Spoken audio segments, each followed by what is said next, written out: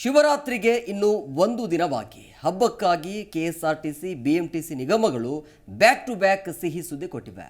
KSRTC ನಿಗಮ ಸಂಚಾರಕ್ಕೆ bus ಸಂಖ್ಯೆ ಹೆಚ್ಚಿಸಿದ್ರೆ ಬಿಎಂಟಿಸಿಯವರು ಚಿಕ್ಕಬಳ್ಳಾಪುರದಲ್ಲಿರುವ ಈಶ ಕೇಂದ್ರಕ್ಕೆ ಟ್ರಿಪ್ ಪ್ಲಾನ್ ಮಾಡಿದೆ. ನೀವೇನಾದರೂ ಒಂದು ದಿನದ ಟ್ರಿಪ್ ಪ್ಲಾನ್ ಮಾಡಿದ್ರೆ ಈ ಮಾಹಿತಿ ನೋಡಿ. ಶಿವರಾತ್ರಿ ಪ್ರಯುಕ್ತ ಕೆಎಸ್ಆರ್ಟಿಸಿಯಿಂದ ಹೆಚ್ಚುವರಿ ಬಸ್.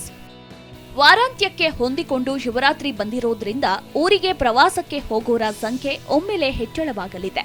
ಪ್ರಯಾಣಿಕರ ದಟ್ಟಣೆ ಕಡಿಮೆ ಮಾಡಲು ಕೆಎಸ್ಆರ್ಟಿಸಿ 1500 ವಿಶೇಷ ಬಸ್ಗಳನ್ನು ರಸ್ತೆಗಿಳಿಸಲು ನಿರ್ಧರಿಸಿದೆ. ಫೆಬ್ರವರಿ 7ರಿಂದ 11ರವರೆಗೆ ಈ ವಿಶೇಷ ಸಾರಿಗೆ ಇರಲಿದೆ. ಇನ್ನು ಶುಕ್ರವಾರ ಶಿವರಾತ್ರಿ ಬಂದಿದ್ದು ಕೆಂಪೇಗೌಡ ಬಸ್ ನಿಲ್ದಾಣ, ಮೈಸೂರು ಬಸ್ ನಿಲ್ದಾಣ ಮತ್ತು ಶಾಂತಿನಗರದ ಬಿಎಂಟಿಸಿ ಬಸ್ ನಿಲ್ದಾಣದಿಂದ ಬಸ್ಗಳು ಹೊರಡಲಿವೆ. ಈ ಟಿಕೆಟ್ ಬುಕ್ಕಿಂಗ್ ಸೌಲಭ್ಯ ಜಾರಿ.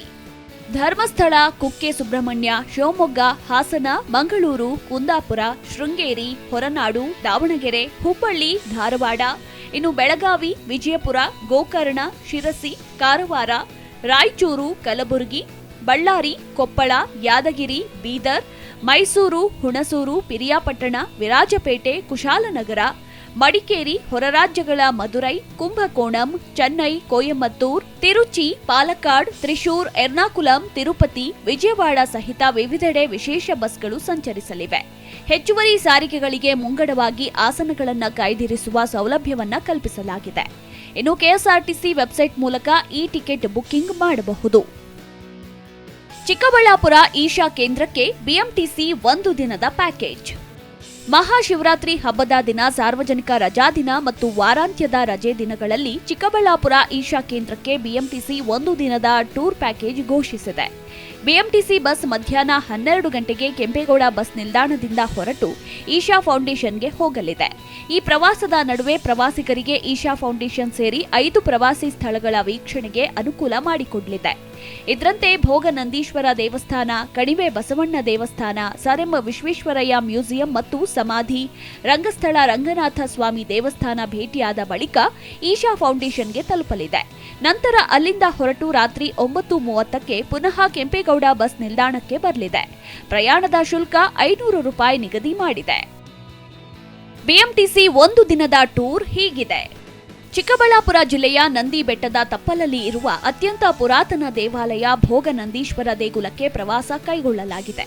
ಜೊತೆಗೆ ಕಣಿವೆ ಬಸವಣ್ಣ ದೇವಸ್ಥಾನ, ವಿಶ್ವೇಶ್ವರಯ್ಯನವರ ಸಮಾಧಿ ಮತ್ತು ಮ್ಯೂಸಿಯಂಗೆ ಪ್ರವಾಸ ಕೈಗೊಂಡಿದ್ದು, ಇಲ್ಲಿ ನೀವು ವಿಶ್ವೇಶ್ವರಯ್ಯನವರು ಹುಟ್ಟಿ ಬೆಳೆದ ಊರು, ಮನೆ ಎಲ್ಲವೂ ನೋಡಬಹುದಾಗಿದೆ. ಇನ್ನು ರಂಗನಾಥ ಸ್ವಾಮಿ ದೇವಸ್ಥಾನ, ರಂಗಸ್ಥಳ ಇದು ಕೂಡ 9ನೇ ಶತಮಾನದಷ್ಟು ಪುರಾತನ ದೇಗುಲ. ದಕ್ಷಿಣ ಭಾರತದ 3 ಪ್ರಮುಖ ರಂಗನಾಥ ಸ್ವಾಮಿ ದೇಗುಲಗಳ ಪೈಕಿ ಇದು ಒಂದು. ಇನ್ನು ಮಕರ ಸಂಕ್ರಾಂತಿಯ ದಿನ ಇಲ್ಲಿ ದೇವರ ಪಾದಗಳಿಗೆ ನೇರವಾಗಿ ಸೂರ್ಯಕಿರಣ ಬೀಳೋದು ವಿಶೇಷ. ಈಶಾ ಫೌಂಡೇಶನ್ ಆಕರ್ಷಣೆಯೇ ಬೃಹತ್ ಆದಿಯೋಗಿ. ಯೋಗ ಸೆಂಟರ್ ಇದಾಗಿದ್ದು ಅನೇಕ ಧಾರ್ಮಿಕ, ಸಾಮಾಜಿಕ ಚಟುವಟಿಕೆಗಳು ನಡೆಯುತ್ತಿರುತ್ತವೆ. Bureau report, Zee Kannada news. Zee Kannada news ಈಗ ನಿಮ್ಮ ಮನೆಯಲ್ಲೇ ನೋಡಿ. ಎಲ್ಲ ಕೇಬಲ್ಗಳಲ್ಲಿ ಈಗ ಲಭ್ಯ. Sun Direct 292, Jio TV 1334, U digital 162, City Cable 51, GTPL 17, Abhishek cables 821, Rock Line telecommunication 51, Shri Basaveshwara number 60, Vinayaka digital number 53, in digital number 896ರಲ್ಲಿ.